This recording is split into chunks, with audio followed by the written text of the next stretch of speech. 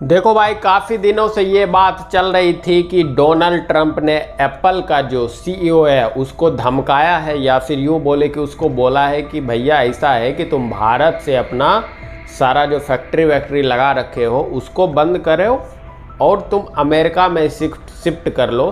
भारत में मैन्युफैक्चरिंग करने की कोई आवश्यकता नहीं है। और आपको पता है कि उस दिन से काफ़ी सारे ऐसे वीडियो बन रहे थे कि ट्रंप भारत के खिलाफ़ हो चुका है, ट्रंप चाइना का साथ दे रहा है। हालांकि कुछ हद तक ये सही भी है, लेकिन डोनाल्ड ट्रंप का असर एप्पल पे पड़ा है या नहीं, ये सबसे बड़ी बात है। एप्पल ने बोला है कि भाई मुझे कोई फ़र्क नहीं पड़ता है, ज़्यादा बोलोगे तो मैं अपनी कंपनी को भारत में जाके शिफ्ट कर लूँगा। आपको पता है कि 50% से ज़्यादा जो मैन्युफैक्चरिंग है वो भारत में ही होता है और थोड़ा बहुत चाइना में होता है। तो एप्पल अब ये प्लान कर रहा है कि चाइना से पूरा तामझाम उठा के पूरा भारत में ही शिफ्ट कर लिया जाए। और जब से ट्रंप ने ये धमकी दिया है तब से उल्टा हुआ है, भारत में मैन्युफैक्चरिंग बंद करने के बजाय और सेलिंग और मैन्युफैक्चरिंग बढ़ गया है। आपको याद होगा भारत में महाकुंभ हुआ था, प्रयागराज में कुंभ मेला लगा था, दुनिया के सबसे बड़ी भीड़ करीबन 60 करोड़ के आसपास लोग वहां आए थे, जिसमें स्टीव जॉब्स की बीवी लॉरेन पॉलेन। अब स्टीव जॉब्स कौन है?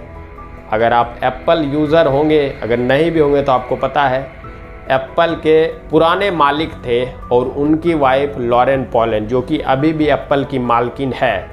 हालांकि स्टीव जॉब्स अब दुनिया में रहे नहीं, और स्टीव जॉब्स के बारे में आप गूगल पे यूट्यूब पे सर्च करके देख लेना, उनका भारत से कितना जुड़ाव था। वो नीम करौली बाबा के यहाँ आते रहते थे और भारत से उनका एक अलग तरह के ही अटैचमेंट था। ना सिर्फ स्टीव जॉब्स, फेसबुक के जो मालिक थे मार्क जकरबर्ग, वो भी बाबा नीम करौली से जुड़े हुए थे। लेकिन जिस तरीके से कुंभ मेला के अंदर उनकी वाइफ लॉरेन पॉलेन आई और वो कई रुपए का दान भी दिया, और वो किसी संप्रदाय से, शायद निरंजी अखाड़ा से वो जुड़ी हुई है, और वो अभी भी एप्पल के अंदर मालकिन है। हालांकि एप्पल का कोई एक मालिक नहीं हो सकता है, क्योंकि जो भी उसका शेयर होल्डर है, जो बड़े शेयर होल्डर है, वही आप मान सकते हो कि एप्पल का मालिक है। तो इस तरीके से स्टीव जॉब्स की बीवी भी उसकी मालकिन है, और जब तक उसके हाथ में है वो कभी नहीं चाहेगी कि वो भारत से मैन्युफैक्चरिंग बंद कर दे, क्योंकि स्टीव जॉब्स से लेकर उसकी वाइफ तक भारत से इतना जुड़ाव है, भारत से वो इतनी जुड़ी हुई है कि वो भारत को कभी बायकॉट कर ही नहीं सकती है।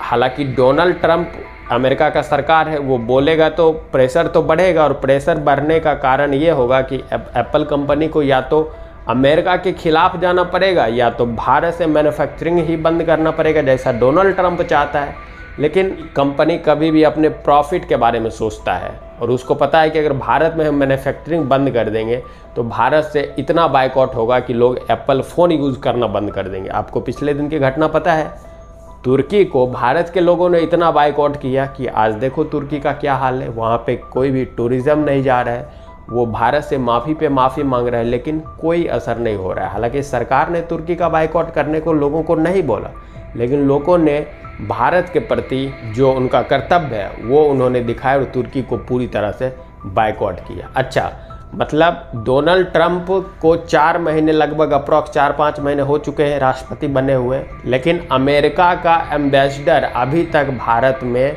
नहीं नियुक्त किया गया है। तो इसका क्या मतलब है?